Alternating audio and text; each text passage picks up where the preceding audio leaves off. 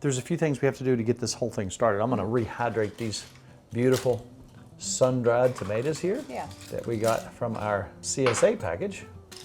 I'm gonna put some olive oil and some red wine. And you know what? Just for taste, if you like this sort of thing, you could put in a shot of ouzo. There you go. Maybe you should. Because this is a Greek recipe. That's right. If you like that flavor, you don't have to do that, but that's a very licoricey flavor. It's an anise flavor. I'm gonna take some Greek seasoning.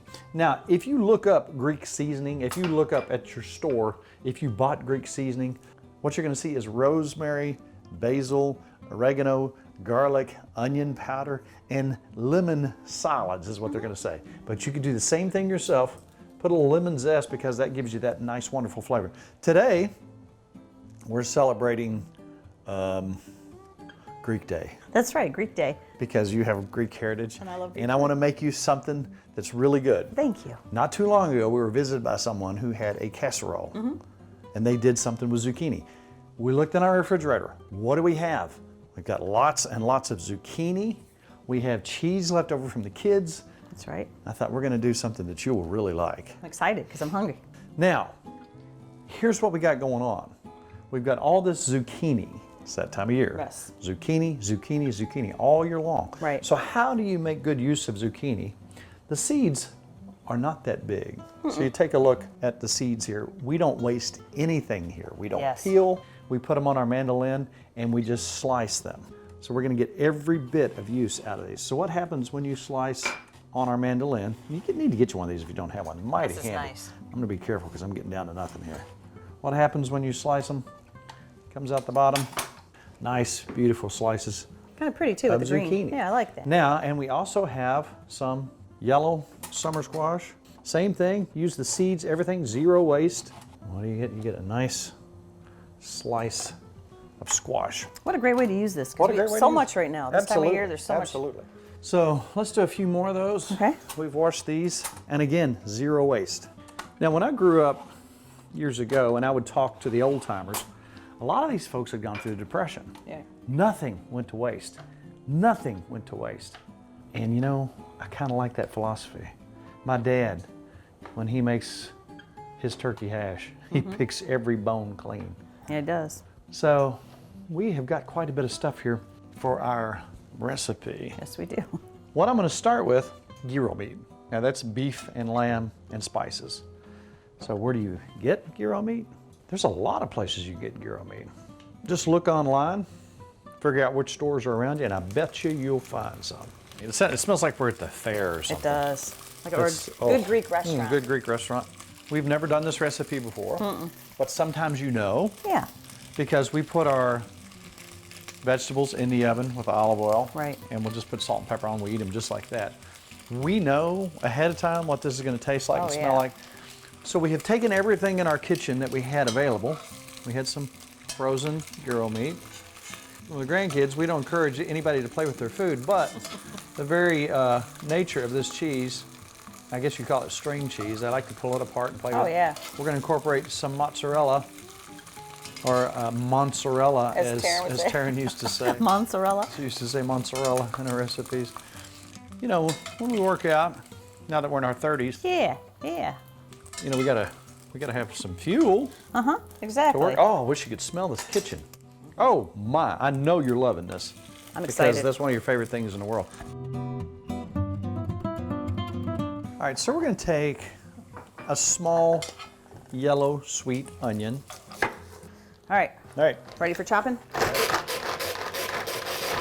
How small you want them? A little bit smaller? Oh, that's fine. Perfect? That's absolutely fine. All right. Now we're gonna take our last two pieces of gyro meat out, and we're just gonna go ahead and immediately, we're gonna leave our grease in there, and we're gonna immediately put our onions in there. All right. And we're gonna saute those. Our friend who made this, I'm not sure how she did it, but it was a very pleasant to the eye experience. And it smelled good. And again, hers was absolute vegetarian. We are going a step further and making it a meal. That's right. Along with your street bread. All right, so what we're gonna do is we're gonna use our, look at that, almost perfect. Yeah. We'll do a yellow one. My green one, I like and that. a zucchini, and we'll take some of our cheese, and what we'll just do is, now that's gonna melt when it's in the oven, so just put a strip of that, And this is our grandkids' string cheese that they use. And let's take some of our tomato and put it right in the middle. And if you want to do several of those, Okay, I can do that for you. I'll keep handing you those. And we want all this material to be used to make a sort of a lasagna-ish casserole. So what do you have on your gyro? Tzatziki and Onions. onions. You want to grab me a couple more noodles? I'll make some more for these for you. So what a great and tasty way to use your squash with no waste. Absolutely no waste. We didn't peel these. These are cute. I like it. So you could add whatever you wanted, but as soon as these onions are done, and we want those to be, we want the sugars to cook out and all those flavors. When you brown sweet onions, oh. And I've noticed too that if you have a problem with onions and indigestion, if you brown these and cook a lot of that sugar out and you get it nice and browned up, I don't have that indigestion. All right. So we're almost there. I'll take a couple more noodles if you'd like. Oh, yeah. Get you some Still more ready. going? Yep, I could do more. One pan here, I fried the meat in it. We're gonna cook our casserole in it, and it's preheated for the oven. Yeah. So you think about cooking your vegetables in the oven. If you just do vegetables and you use olive oil, usually we let ours go for a half hour or so at 375, 350, something like that. We're gonna do the same thing. Now really everything here you could eat. There's nothing here that is uncooked per se. I'll tell you what we're gonna do. I'm gonna go ahead and turn this off. Okay. You have two hands. I'll be the roller. You can be the roller. All right. We're gonna start with our little process here. Here's your first one.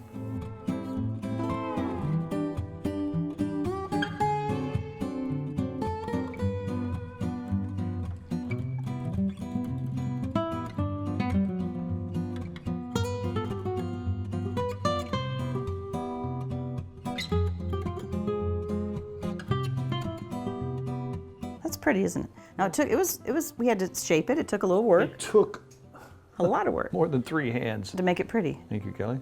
To make it pretty. So It looks like a flower. that's quite beautiful, is it not? Yes, it is. So now we drizzle with olive oil. Yum. I like it. I'm gonna hit the vegetables. We're gonna give this plenty of olive oil. Yum. That is so pretty. And Kelly is dairy free. So we did one for her. Look how cute that is. So we didn't put any cheese. And you can come back with some spices. So a little salt, as you desire, a little pepper, if you want some pepper. A little Greek seasonings. And olive oil. Olive oil, olive oil. And we're gonna put these in the oven at 375. We're gonna keep an eye on them. Probably about 25 to 35 minutes. Just see where we go here. This ought to be tasty. And we got some feta cheese out too for you. I know you want to put some feta cheese. Yes. Then we'll throw some more on the top after. Oh, it smells good. Now, if you have the ability to put fresh onions on top of this when it comes out, that'd be nice. That'd be good. We like to cook ours, but there we go. That's it. So pop it in the oven, 375, and let's see what happens. All right.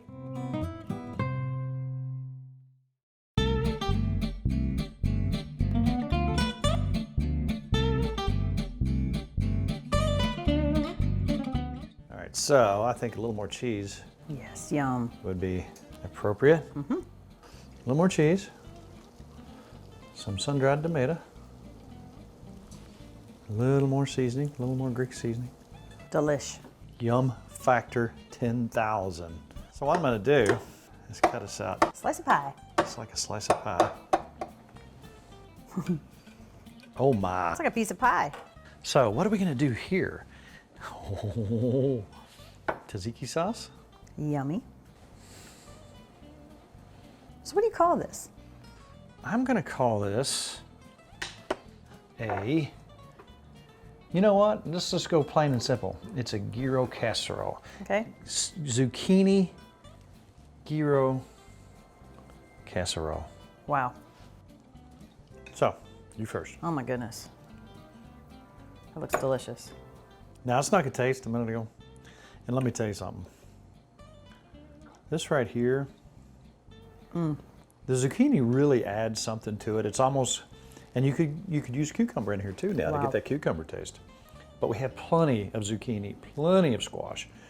You take this and you have, you have the Greek taste of the gyro Oh, that's delicious. meat, and the noodle, to me, instead of the flatbread, I like it. is really, really nice. And it's healthy. You got all that olive oil in it. It tastes so good with that meat. I know. That is delicious. Oh, This is really good. I need some more of this.